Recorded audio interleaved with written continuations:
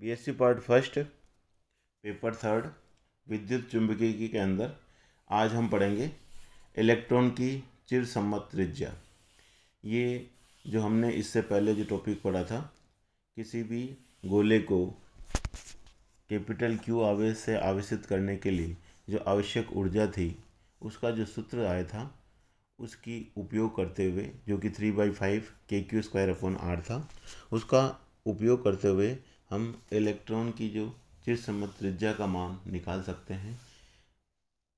इसके पीछे क्या उद्देश्य है कि इलेक्ट्रॉन जो है वो भी हम एक ठोस गोले के रूप में मानेंगे और उसकी यदि त्रिज्या कैपिटल आर है, और यहाँ पे जो कि हमने पढ़ा था कि कैपिटल आर त्रिज्या के किसी गोले को कैपिटल क्यू आवेश से, यानी पूरी उस गोले के अंदर सब जगह जितना भी आवेश हो सब मिलाकर यदि कैपिटल क्यू हो तो उसका सूत्र हमने पढ़ा था 3/5 KQ² डिवाइडेड बाई आर, जहाँ आर उस गोले की त्रिज्या थी और क्यू उसका आवेश था।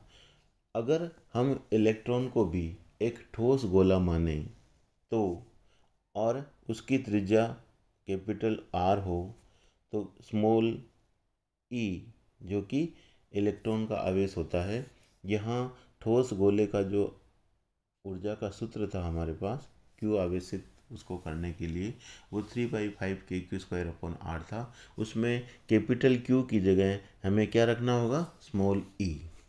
ठीक है, तो इसका उपयोग हम यहाँ करेंगे।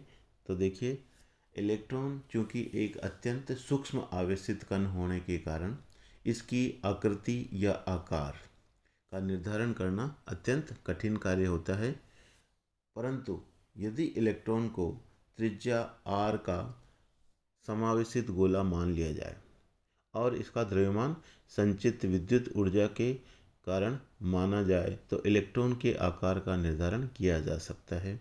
अब ये जो थ्योरी काम में ली गई है, उसके पीछे क्या उद्देश्य है? हम जानते हैं इलेक्ट्रॉन कहाँ होता है, प्रत्येक परमाणु के अंदर। ये अगर परमाणु है, उसके अंदर हम जानते हैं नाभिक होती है, और नाभिक के अंदर प्रोटॉन और न्यूट्रॉन होता है।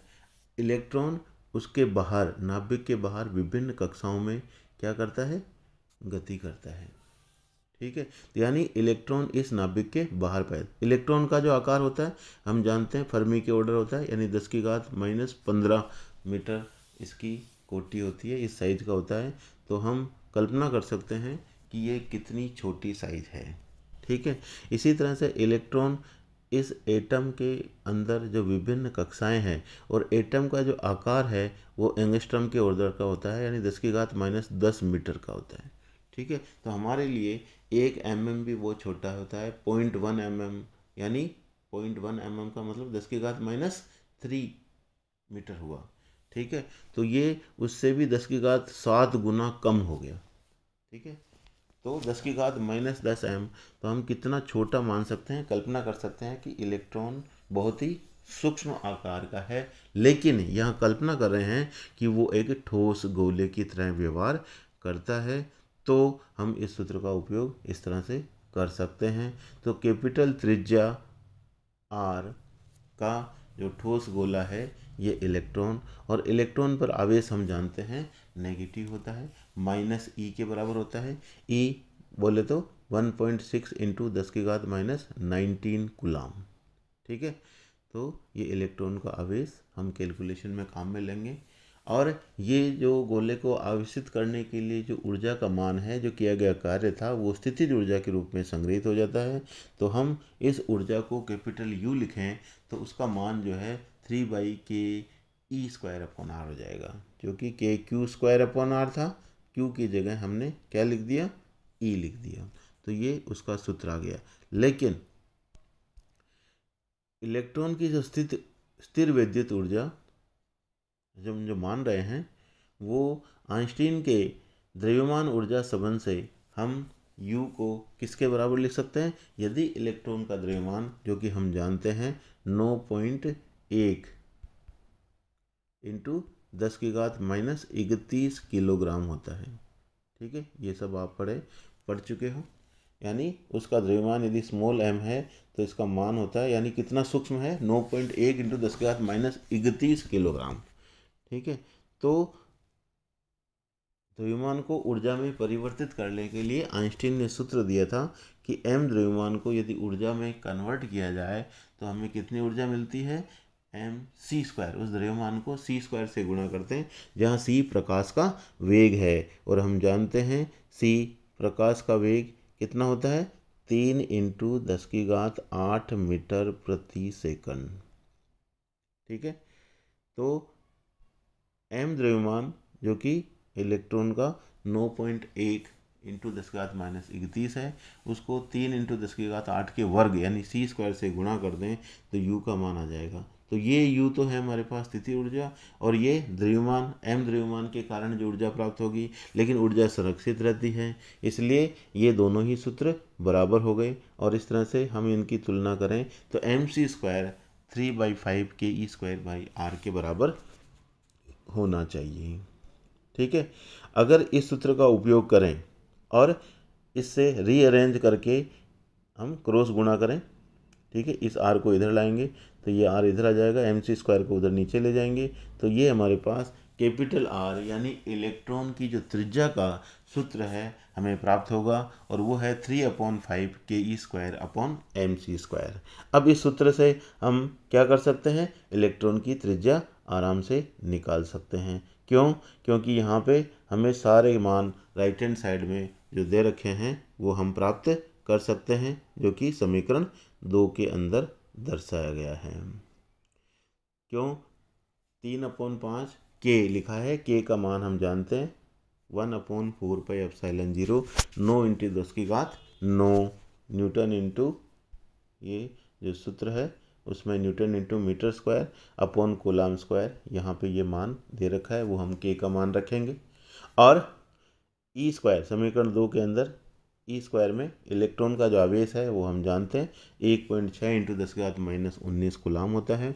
और इसका जो द्रव्यमान है स्मॉल m, जो कि यहाँ पे कैपिटल M लिखा है, हमें स्मॉल m ही लिखना है, उसका मान होता है 9.1 × 10⁻31 किलोग्राम।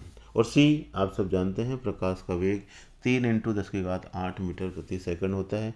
ये सब मान इस समीकरण 2 में हम यहाँ रखेंगे तो हमारे पास ये समीकरण 2 प्राप्त हो जाएगी। इस तरह से 3 ये लिखा हुआ है, 5 ये इधर 9 × 10⁹, नीचे द्रव्यमान आ गया, इधर आवेश का वर्ग आ गया, और नीचे ये प्रकाश के वेग का वर्ग आ गया। यानी इस समीकरण 2 में ये सारे कांस्टेंट रख दिए तो हमारे पास ये सूत्र प्राप्त हो गया। वापस समझाता हूँ आपको, ये जो सूत्र प्राप्त हो गया इसको अब आपको हल करना है। तो सबसे पहले क्या करेंगे, 10⁻, ये इधर 9 है, इसका -19 है, इसका वर्ग करेंगे, यानी यहाँ लिखता जाऊँ मैं आपको, ऊपर क्या है 10⁻9 इंटू, फिर 10⁻−19 है, इसका आप वर्ग करेंगे तो 10⁻−38 हो जाएगा। ठीक है, फिर नीचे केवल 10 की घात को अलग से लिख दें आप, और ये हमारे पास 10⁻−31 इधर नीचे है ना द्रव्यमान के कारण, और नीचे प्रकाश के वेग के अंदर 10⁸ आ रहा है, उसका स्क्वायर करेंगे तो 10⁻16 हो जाएगा।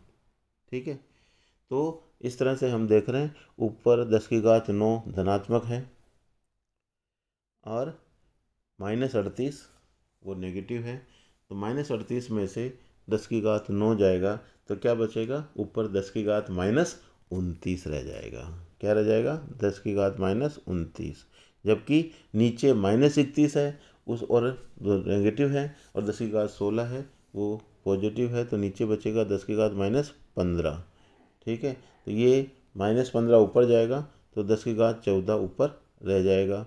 लेकिन इन सब को हल करेंगे तो हमारे पास कितना आएगा, 15 आ जाएगा, 15 आएगा। 10⁻,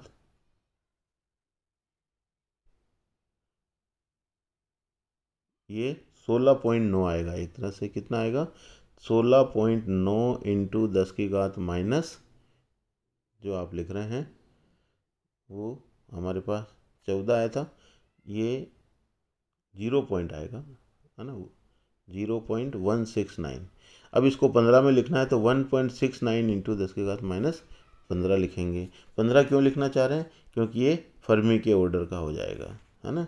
इलेक्ट्रॉन की जो चिर समृद्ध त्रिज्या है वो 1.69 इंटू 10⁻15 मीटर होती है। इस तरह से एग्जाम में क्वेश्चन के रूप में भी पूछा जाता है कि सिद्ध कीजिए कि इलेक्ट्रॉन की जो त्रिज्या है वो 1.69 फर्मी होती है। तो इस सूत्र की सहायता से, यानी इलेक्ट्रॉन को आप ठोस गोला मानते हुए, जो किसी ठोस गोले को आवेशित करने के लिए जो आवश्यक ऊर्जा है कैपिटल U = 3/5 kq² उस सूत्र में Q की जगह E रख देंगे और U की जगह mc² रख देंगे, तो हमारे पास कैपिटल R का मान आ जाएगा। उसमें सब कांस्टेंट रखने के बाद इसका मान 1.69 फर्मी आप सिद्ध कर सकते हैं। धन्यवाद।